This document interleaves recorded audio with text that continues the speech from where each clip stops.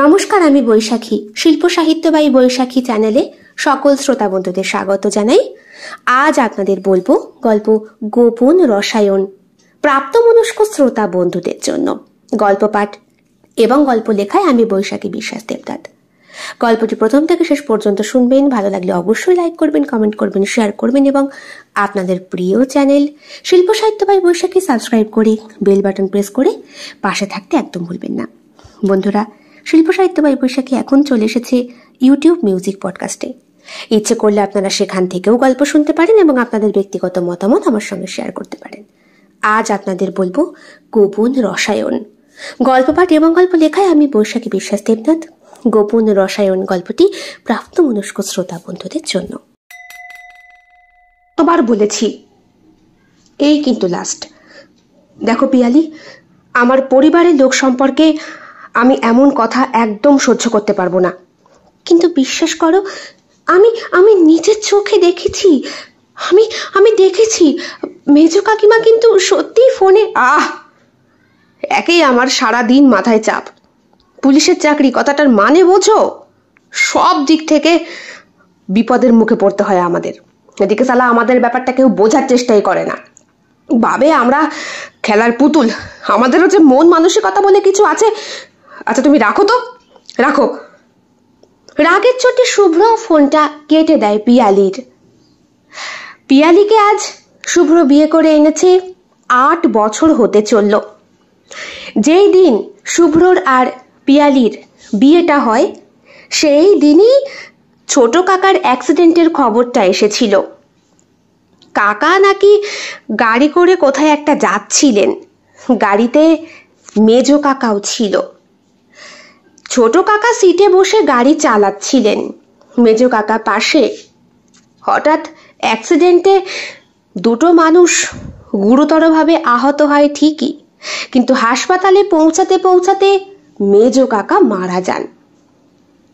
ছোট কাকিমার নিজের সংসারটা নিজেকেই গুছিয়ে নিতে হয়েছে, কারণ উনি চাকরি করতেন। ছোট কাকুর সঙ্গে কাকিমার ডিভোর্স হয়ে গেছে। ওই অ্যাক্সিডেন্টের পরে কাকু এতটাই মানসিক আর শারীরিকভাবে ভেঙে পড়েছিলেন যে কাকিমা একসঙ্গে থাকতে চায়নি। কিন্তু মেজ কাকিমা, উনি এখনো পর্যন্ত শ্বশুর বাড়ির শেকড় আঁকড়েই পড়ে রয়েছেন। এই তো শুভ্রর যখন মেয়েটা হলো, মেজ কাকিমা কোলে পিঠে করে তাকে বড় করলো। 3 কুলে কেউ নেই বেচারির, সুতরাং শ্বশুর বাড়ির ভিটে ছাড়া যাবে কোথায়? এদিকে নিজের একটা ছেলে আছে, যথেষ্ট বড়, শুভ্রর থেকে হয়তো কয়েক বছরের ছোট।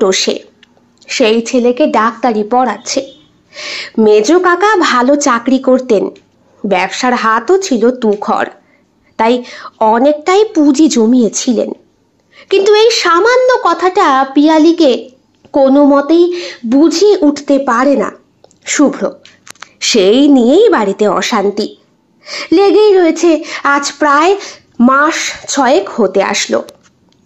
ছেলেকে পড়াশোনা করবার জন্যে মোটা অঙ্কের টাকা পাঠিয়েছিলেন মেজ কাকিমা। সেই থেকে সন্দেহটা আরো বেশি গাঢ় হয়েছিল পিয়ালির মধ্যে। ছোট কাকিমার সাথে নাকি আজও ফোনে যোগাযোগ আছে পিয়ালির, যদিও পিয়ালির শ্বশুর শাশুড়ি এটা পছন্দ করেন না। যেই মেয়ে ছেলেকে 7 পাকে বেঁধে বিয়ে করেও তার বিপদের সময় পাশে থাকে না, সেই রকম মেয়েকে এই বাড়ির লোকে পছন্দ করে না। অথচ মেজ কাকিমাকে দেখো, শেকড় আঁকড়ে এখনো পড়ে রয়েছে। কাজ করে মেজ কাকিমা, প্রচুর টাকা ইনকাম করে, তবে অফিসের ঠিক ঠিকানা বাড়িতে কেউই জানার প্রয়োজন বোধ করে না।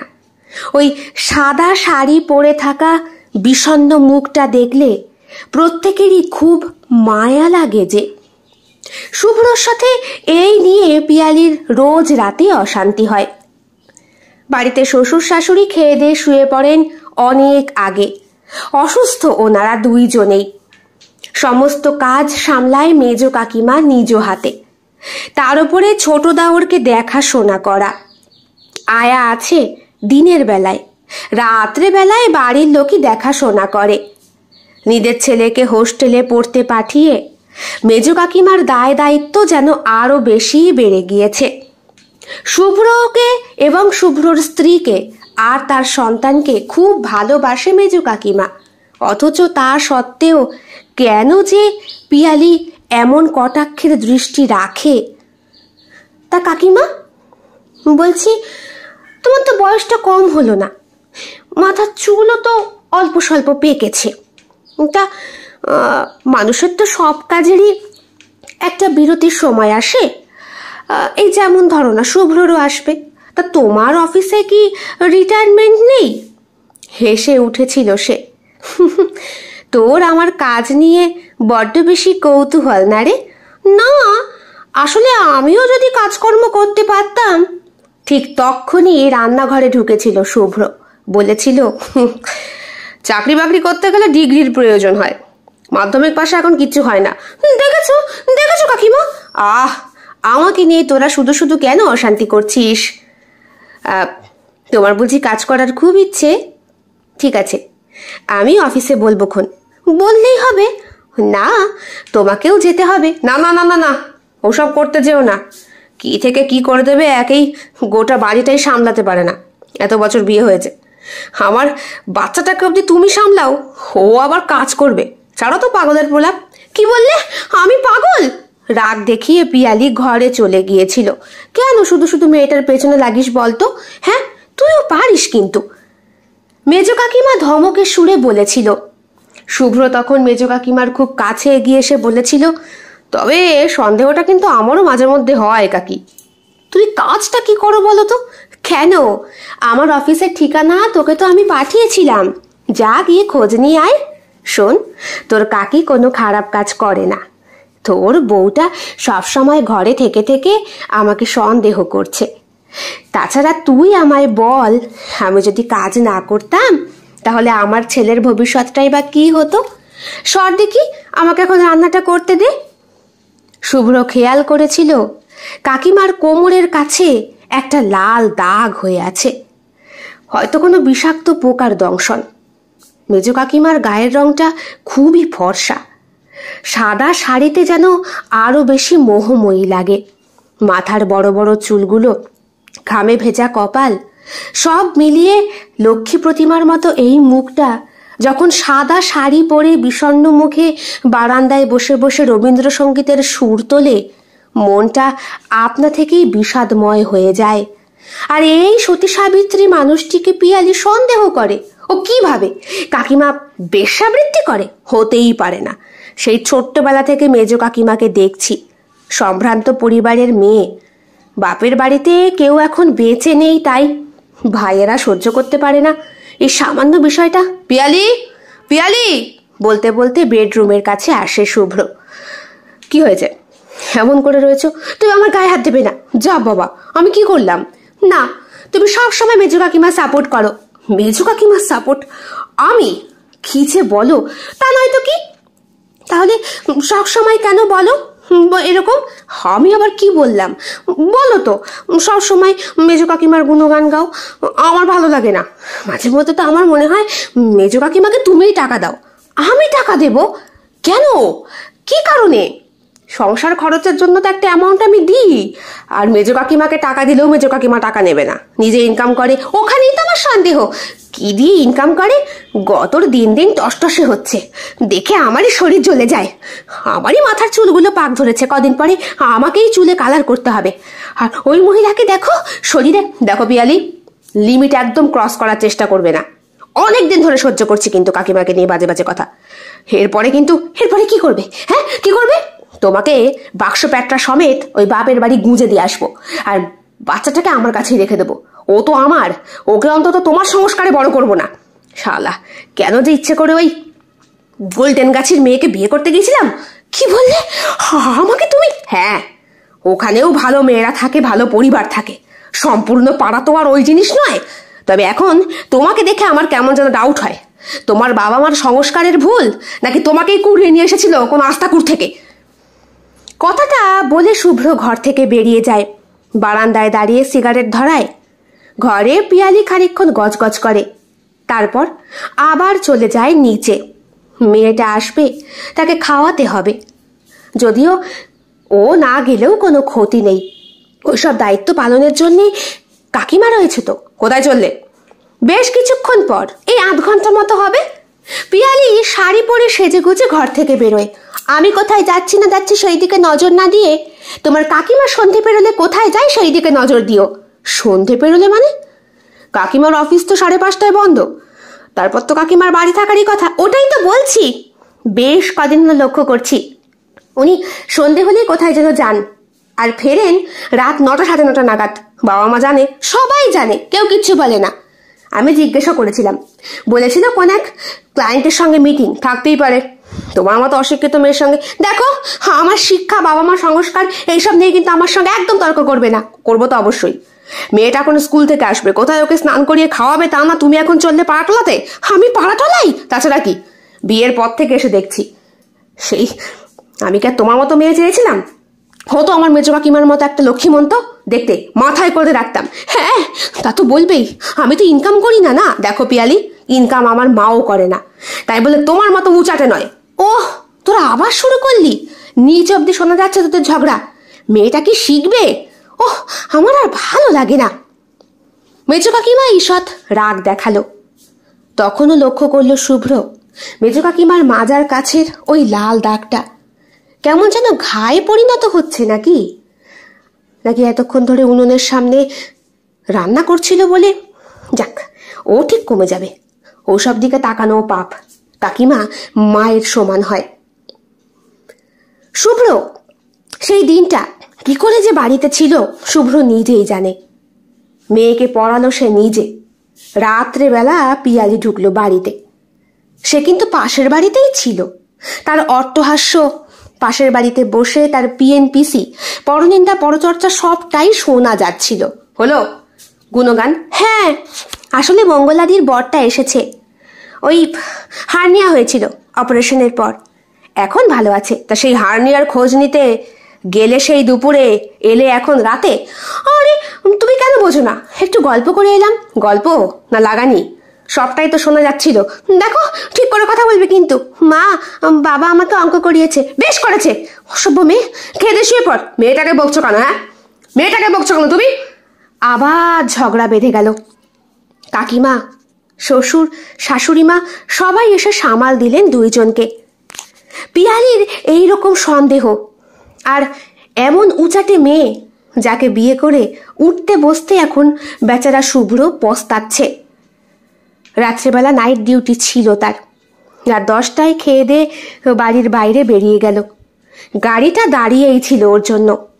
ড্রাইভার রিতম, ওর খুব কাছের, বললেন, স্যার মুড খারাপ মনে হচ্ছে।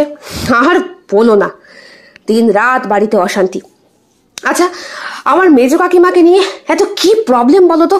কি হয়েছে? আরে জানোই তো, অ্যাক্সিডেন্ট হয়েছিল আমার বিয়ের সময়। ছোটকা সেই থেকে অসুস্থ বিছানায়। ছোট কাকিমা সংসার করতে চাইলো না, ডিভোর্স হয়ে গেছে। সে নিজেও স্বাবলম্বী। মেজো কাকিমা আর মেজকা চাকরিটা পেল, সেই কাজই তো করছে। তা মেজকা কোথায় চাকরি করে না করে সবটাই তো আমরা জানতাম। হ্যাঁ, একটু নিচু পোস্টে, তার মাধ্যমেই টাকা পয়সা গুছিয়ে নিজের ছেলেটাকে ডাক্তারি পড়াচ্ছে। মাঝে মধ্যে হয়তো বিকালবেলা একটু সেজে গুজে বাড়ির বাইরে বেরোয়, একটু রাত করে ফেরে। আর সেই জিনিসটাই পিয়ালের কাছে সন্দেহ। আরে আমার মেজু কাকিমাকে বরাবরই সুন্দরী দেখতে, বাড়ির সব কটা বউয়ের থেকে, জানো তো। আর শিক্ষিত, তৎকালীন সময়ের এমএসসি পাশ করা মেয়ে। তাহলে বোঝো এবার, সেই মেয়ের চলন বলন সবটাই তো অন্যরকম হবে। আর 5টা বিধবার মতো তো আর একাদশী বৈধব্য পালন করে না সে, সবই খায়, তার ইচ্ছে করে খায়। কিন্তু হ্যাঁ, জীবন থেকে রং বিসর্জন দিয়েছে, এটাই তো অনেক বড় ত্যাগ নাকি? সে তো অবশ্যই। স্বামীহারা একটা মেয়ে কি করে যে সংসারে থাকে সেই মেয়েটাই বোঝে। তা তোমার স্ত্রীর সন্দেহটা কি? কাকিমা খারাপ কাজ করে? আরে হ্যাঁ, ওটাই ভাবে বোধহয়। আসলে আমার বউটা নিজেই তো ওই গোল্ডেন গাছি এলাকার মাল। আশেপাশ থেকেই আমার বাপ মা ধরে বেঁধে বিয়ে দিয়ে দিয়েছে। 16 বছর বয়সে বিয়ে করেছে। বলেন কি স্যার? হে, জানতে পারলে তো। জানি, কেসটা আমারই হতো, তবে আমি তো তখন বুঝতে পারিনি। বিয়ের পর আমার শ্বশুর শাশুড়ি দাঁত কেলিয়ে হেসে বলে ওর নাকি বয়স এখন 18 হয়নি। বোঝো ঠেলা। নাও নাও চলো। গাড়িটা স্টার্ট হয়। একটা গান চালাবো স্যার? হ্যাঁ হ্যাঁ ঠিক আছে, চালাও। গান শুনতে শুনতে থানার দিকে এগোচ্ছে ওরা। একটা প্রস্তাব দেব? হ্যাঁ হ্যাঁ বলো না। পেছনের সিটে বসে থাকা এক কনস্টেবল কথাটা বলে শুভ্রকে। প্রস্তাবটা দেবার আগে 10 বার কিন্তু ভাববি। ড্রাইভারের সিটে বসে থাকা সেই ছেলেটি বলে ওঠে। কেন, কি এমন ব্যাপার? কথাটা বলে শুভ্র। না, হে মালটা কদিন ধরে চুকচুকানি স্বভাব খুব বেড়েছে। রাত্রেবেলা নাইট ডিউটি করে আর বাড়ি যায় না। এখনো বিয়ে শাদী করেনি তো, তাই লাইফটাকে উপভোগ করা। সোনাগাছিতে নাকি একটা নতুন মাল উঠেছে, খুব সুন্দরী। তাই না না না না না, ওইসব যদি আমাকে বলতে চাও তাহলে প্লিজ বলো না, কারণ আমি সেই ক্যারেক্টারের পুলিশ নই যে যেখানে সেখানে ফুলের মধু খেয়ে বেড়াবো। আমি সাচ্চা, যা পেয়েছি এই জীবনে ওই নিয়েই চলতে হবে। শুধু এই জীবন না, 7 জন্মের জন্য বাঁধনে বেঁধেছি, সুতরাং 7 জন্মে। আরে রাখুন তো স্যার, ওসব জন্ম টন্ম বৃথা। আপনার কথা শুনে মনে হচ্ছে আপনি প্রবল ডিপ্রেশনের মধ্যে রয়েছেন। তাছাড়া এই মেয়ে ছেলে মানুষগুলো এরকম ঠেটামালি হয়, যেটা মাথায় ঢোকে সেটাই মানে ঠিক, এদেরকে হাজারো বুঝিয়ে লাভ হয় না। হ্যাঁ, এই কথাটা কিন্তু একদম ঠিক। ড্রাইভারের সিটে বসা ছেলেটি বলে, কেন হে, তুমিও বুঝি আমার মতো বিবাহ দম্পতিদের জ্বালায় ভুগছো? ওই ওই ওই একই ব্যাপার। বাচ্চাটা হয়েছে তো, সে আজ 6 মাস হতে চললো, বউ কাছে ঘেঁচতেই দেয় না। তাই তুমিও বুঝি যাচ্ছ নাকি গোল্ডেন গাছি? আরে না না স্যার, কি যে বলেন, তাহলে আমায় কেন পাঠাচ্ছ? স্যার, আপনার তো বাচ্চাটা বড়, তাছাড়া বৌদি যখন আপনার সঙ্গে এখন এরকম খ্যাকা খ্যাকা করে, একদিন একটু একরত্তি মেরে আসুন না, মনটাও ভালো লাগবে। আর তাছাড়া খুব একটা বেশি টাকা পয়সা খরচ হয় না। তুমি বুঝতে পারছো তুমি কার সঙ্গে কথা বলছো? হ্যাঁ, এটাও জানি আপনি আমাদের খুব ভালোবাসেন। আপনি থানায় আসার পর থেকে আমাদের সব দিক থেকে পোয়া বারো হচ্ছে। তাই নাকি? বলে একটা প্রবল হাসাহাসি হয়। শুভ্রর মনটাও নেচে ওঠে। হ্যাঁ, অনেকদিন তো হলো পিয়ালি ওইসবের ধার ধারে না। মেয়েকে নিয়ে চুপ করে ঘুমোয়, কাছে যেতে গেলে হাত ঝটকা মেরে ফেলে দেয়, গায়ে পা তুলে শুতে গেলে লাথি মারে।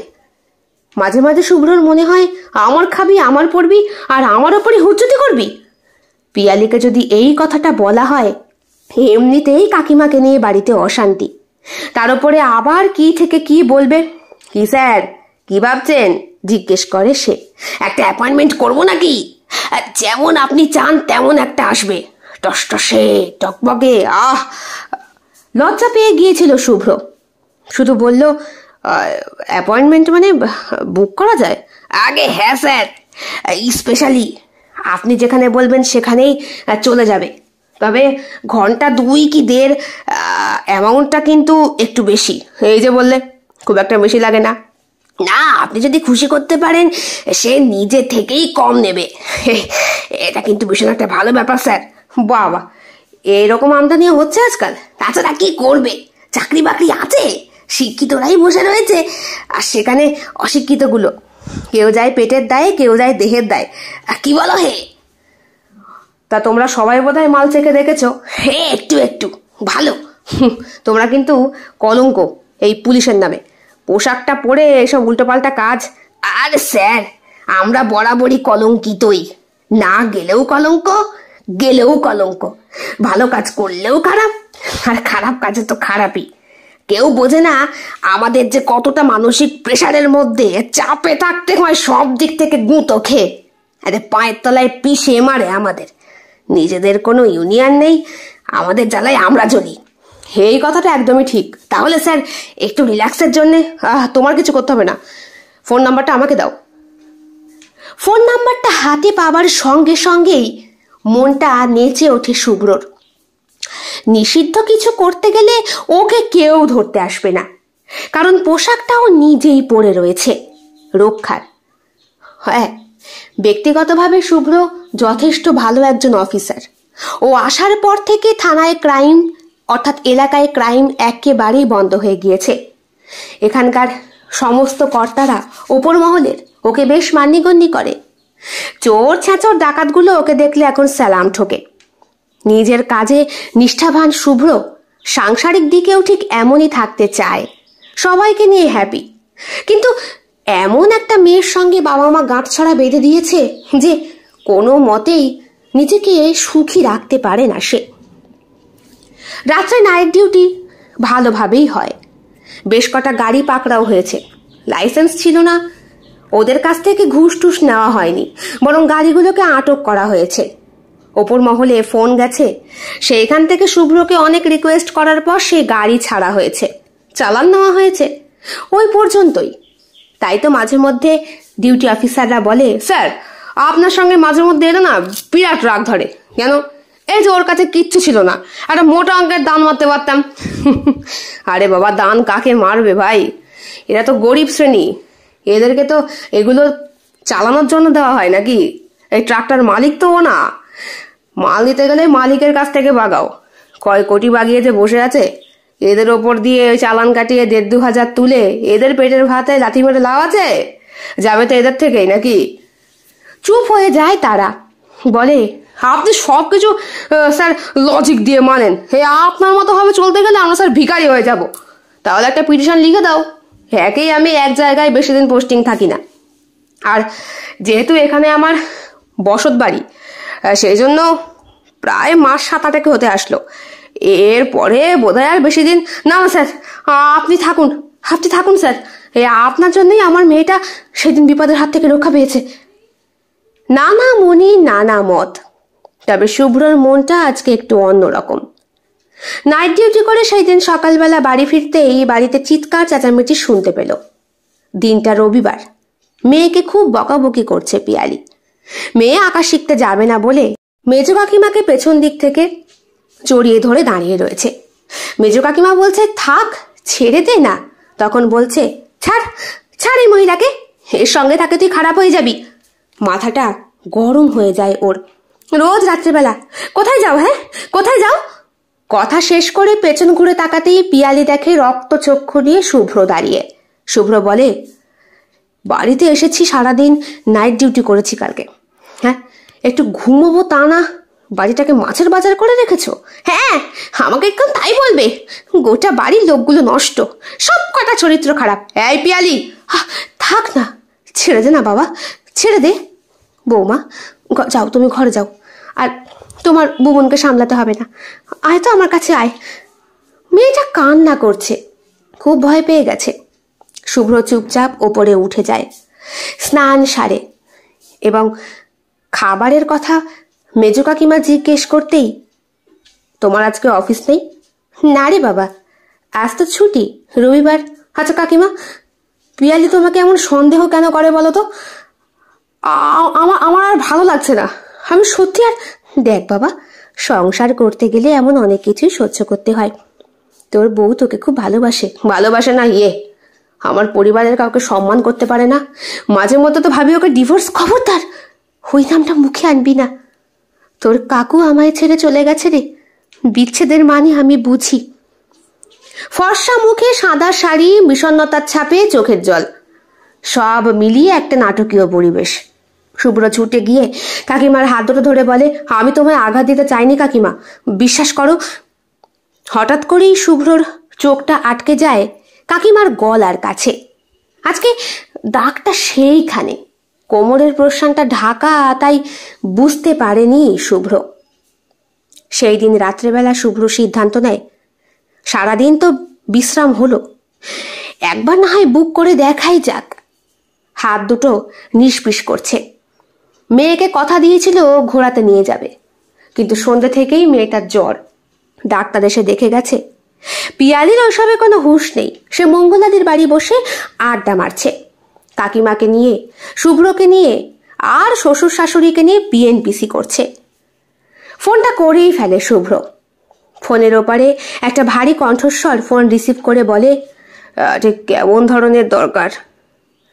শুভ্র পিয়ালির মতো রোগা ছিমছাম মেয়েকে নিশ্চয়ই ভোগ করতে চায় না। সে চায় একটু মোটা মাংসের দলা, যেটা হাতে নিয়ে রীতিমতো অনুভূতি পাওয়া যায়। হয়ে যাবে স্যার, কোথায় যেতে হবে? রাত্রি গভীর হচ্ছে। শুভ্রর চোখে এক বিন্দু ঘুম নেই। বিছানার পাশে বসে থাকা নীল আলোয় জলজল করতে থাকা মোবাইলের স্ক্রিনে থেমে থেমে ঘনিয়ে আসছে একটা মেসেজ, আমি আসছি। পড়ে শুভ্রর বুকের ভেতরটা শূন্য মনে হয়, যেন এক বিশাল ঢেউ তার শরীরের ওপর দিয়ে বয়ে গেল। তার মনেও নাড়া দিল সেই বার্তা। তার দাম্পত্য জীবন সুখের হলেও একটা অদ্ভুত শূন্যতা তাকে তাড়িয়ে বেড়ায়।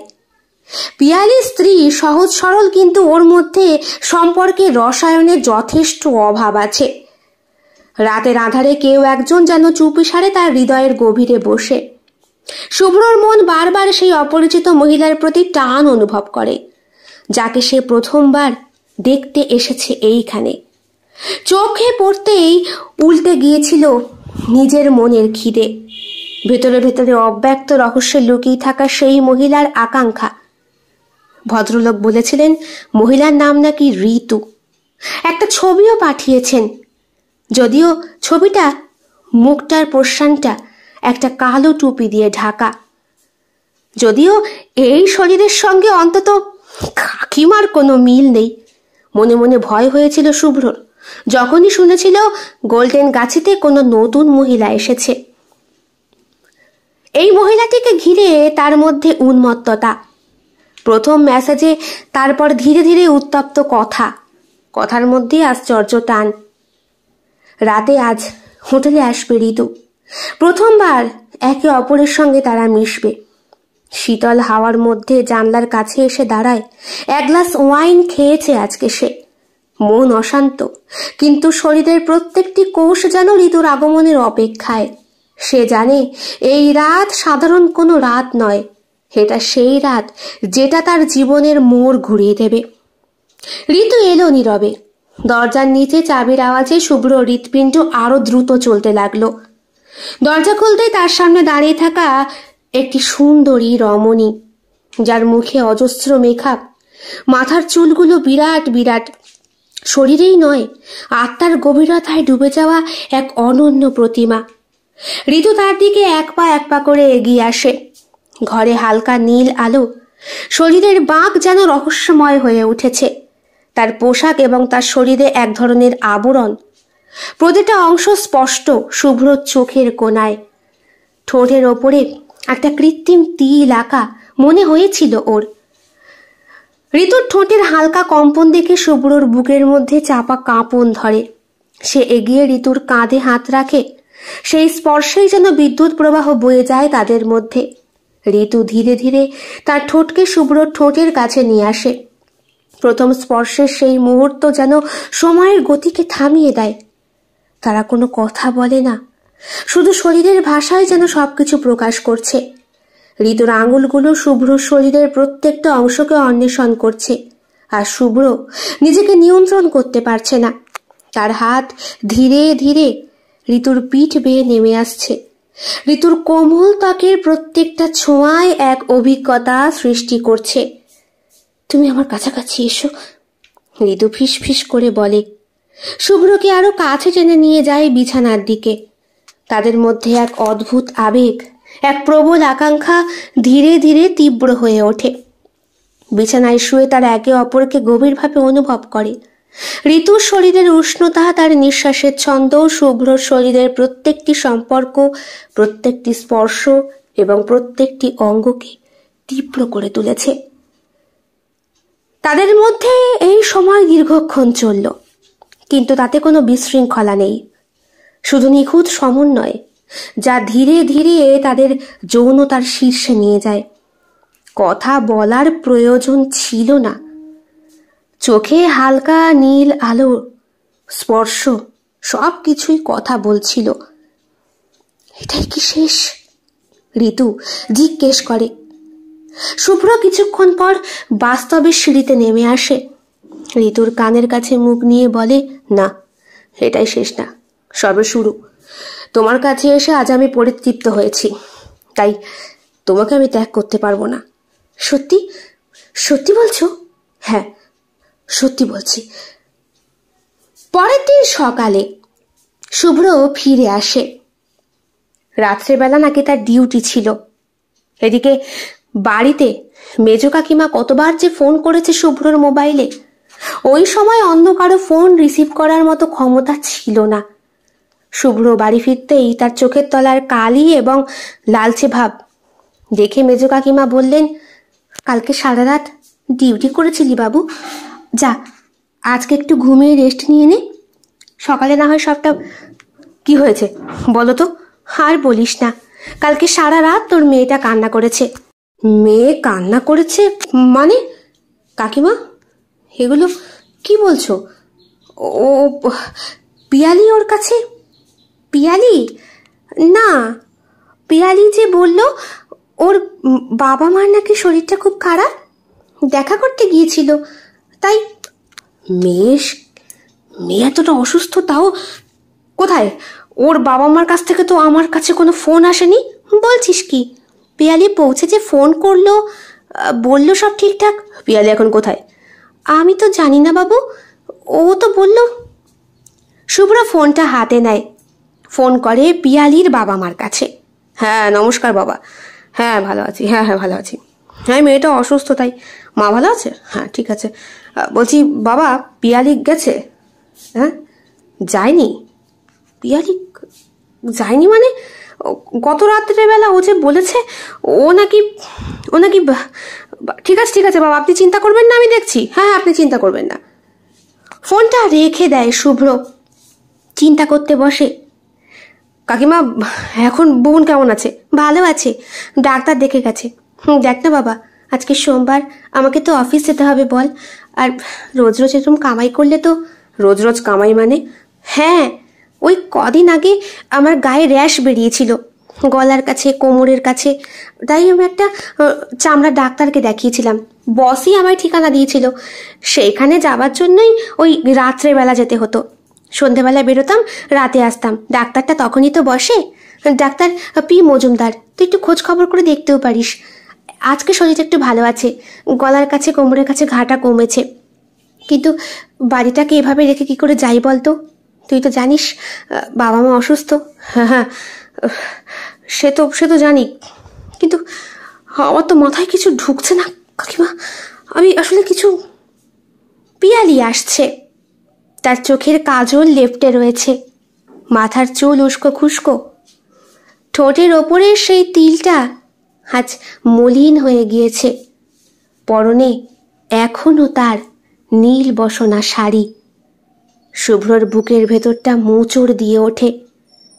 অতিরিক্ত হালকা আলোয় মুখমণ্ডলটা স্পষ্ট বোঝা যাচ্ছিল না। মাথার চুলে চোখ নাক ঢাকা পড়েছিল ঠিকই, কিন্তু রাত্রের সেই গভীরতায় কি পিয়ালি টের পায়নি শুভ্রকে, নাকি শুভ্র টের পায়নি পিয়ালিকে? কাকিমাকে হিংসে করতে গিয়ে শেষ পর্যন্ত পিয়ালি ওইসব খাতায় নাম লেখালো। এই জন্যই বিছানায় পিয়ালির নরম শরীরটাকে আরো বেশি নরম মনে হচ্ছিল। একই নারীকে শুভ্র বিছানায় আবিষ্কার করেছে ঋতু নামে, তবে তার মানসপটের সেই থলথলে মাংসপিণ্ডটা পিয়ালির শরীরকে দিয়েই উপলব্ধি করল সে। পাল্টা শুভ্র জিজ্ঞেস করতে পারল না পিয়ালিকে, সারা রাত কোথায় ছিলে? যদি প্রশ্নটা পিয়ালি করে, দাম্পত্য জীবনে ওদের তো চিড় ধরেছেই, এখন তো আরো বিপদের মুখোমুখি হতে হবে। তার মানে সামান্য কটা টাকার জন্য মেজ কাকিমাকে হিংসে করতে গিয়ে শেষ পর্যন্ত পিয়ালি। শুভ্র আর ভাবতে পারে না। পিয়ালি বাড়ি আসে, সুন্দর করে স্নান করে, আবার শাখা পলা, সিঁদুর, শাড়ি সব মিলিয়ে হয়ে ওঠে ঘরোয়া নারী, যে কিনা নিজে ক্ষোভে পড়ে স্বামীর ওপর রাগ করে রসদ যোগায় গোপন ভাবে পুরুষ মানুষের। আচ্ছা, ও কদিন ধরে এরকম যাতায়াত করছে, নাকি কালকেই ও শুরু করলো? কালকেই তো হবে, কারণ এই লোকটা তো ফোন করে বলল। থলথলে না হোক স্যার, তবে নতুন একটা মাল দিচ্ছি, আজকেই জয়েন করেছে, আপনি বউনিটা করবেন। শুভ্র কাকে মুখ দেখাবে? কাকে? পিয়ালিকে, মেজ কাকিমাকে, নাকি তার প্রশাসনের কর্তাদের? হয়তো পিয়ালিকে সেই ভালোবাসাটা আর বাঁচতে পারেনি ও, হয়তো বোঝার চেষ্টা করেনি পিয়ালির মনের গোপন কথা। একটু ভালোবাসা দিলে বা সবসময় অশিক্ষিত বলে অপমান না করলে পিয়ালি হয়তো এইদিকে পা বাড়াতো না। নাও, কি এগুলো? টাকা, গেছিলাম বাপের বাড়ি, বাবা দিয়েছে। নগদ 5,000 আছে। আমাকে হঠাৎ তোমার বাবা টাকা কেন দিতে যাবে? তোমাকে দেয়নি তো, নাতনিকে দিয়েছে। এটা বুবনের নামে ফিক্সড করে দিও। তাছাড়া বাবা বলেছে মাঝে মধ্যেই পাঠাবে। তোমার কোনো আপত্তি নেই তো? আর শোনো, আমি না একটা চাকরি পেয়েছি। মাধ্যমিক পাশের মেয়েরা চাকরি পায় না তোমায় কে বলেছে? আমি পেয়েছি। হয়তো কাকিমাই দেখাশোনা করতে পারবে। আমার আবার নাইট শিফটে ডিউটি। তুমিও তো আমার সঙ্গে থাকো না, ম্যাক্সিমাম রাতেই তোমার নাইট ডিউটি থাকে। তুমিও পুলিশ, আমিও না হয় তোমার মতোই পাহারাদারের একটা কাজ করলাম। অফিসের নাম, সে ঠিকানা ফিকানা সব আমাকে পাঠিয়ে দেবে, আমি তোমায় বলে দেব। ভালো করেই জানে শুভ্র এসব গোপন কারবারিদের অফিস থাকে। ইনকোয়ারি করলে সেই অফিসেই প্রত্যেককে দেখতে পাওয়া যাবে। কিন্তু আসলে তো এরা গোপন রসায়ন জুগিয়ে চলে। টাকাটা নিজেই শুভ্র দিয়েছিল গতকাল। শরীরটা কেমন যেন মোচড় দিয়ে ওঠে ওর। ঠাস করে একটা ছড় মারতে ইচ্ছে করছিল পিয়ালিকে, কিন্তু না, ওই চড়টা আর মারা যাবে না। বরং নাম্বারটা ডায়াল করে শুভ্র সেই ব্যক্তির উদ্দেশ্যে। সেখানে লিখে দেয়, আজকে রাতেও আমার সেই মহিলাকেই লাগবে যেই মহিলা আমার কাছে গত রাতে এসেছিল। পাল্টা ব্যক্তিটি জানিয়ে দেয় ঋতুর মোবাইলে একটা মেসেজ করতে। শুভ্র মেসেজ করে ঋতুকে। পিয়ালির হাতে টুং করে SMS-টা আসে। SMS দেখে এক গাল হেসে পিয়ালি তাকায় শুভ্রর দিকে। দুটো মানুষ একে অপরের সঙ্গে চুরি করছে পুলিশের ঘরেই। শেষ হলো আজকের গল্প। আমি আশা করি একটি নতুন অনুভূতি এবং ভাবনা নিয়ে ফিরে যাবেন আপনারা। প্রতিটি গল্প এবং চরিত্রের মধ্য দিয়ে আমি আপনাদেরকে একটি অনন্য ভ্রমণে নিয়ে যাবার চেষ্টা করেছি। এই কল্পনার জগতে আমরা একসাথে বিভিন্ন অভিজ্ঞতার সাক্ষী হয়ে উঠলাম। আপনারা যদি এই গল্পগুলো উপভোগ করে থাকেন এবং কিছু ভাবনার খোরাক পেয়ে থাকেন, তবে অবশ্যই আমার পরবর্তী কল্পনার গল্পের জন্য অপেক্ষা করবেন। ধন্যবাদ, এবং এই যাত্রা আপনাদের অবশ্যই অব্যাহত রাখুন। কেমন লেগেছে আজকের নিবেদন? কমেন্ট বক্সে কমেন্ট করতে একদম ভুলবেন না। ভালো লাগলে অবশ্যই লাইক করবেন, শেয়ার করবেন, এবং আপনাদের প্রিয় চ্যানেল শিল্প সাহিত্য বাই বৈশাখী সাবস্ক্রাইব করে বেল বাটন প্রেস করে পাশে থাকবেন বন্ধুরা। দেখা হবে আগামীকাল অন্য আরও একটি ভিন্ন স্বাদের গল্পের সঙ্গে। সকলে খুব ভালো থাকবেন, সুস্থ থাকবেন, পরিবারকে নিয়ে ঈশ্বরের কাছে এটাই কামনা করি। শুভরাত্রি।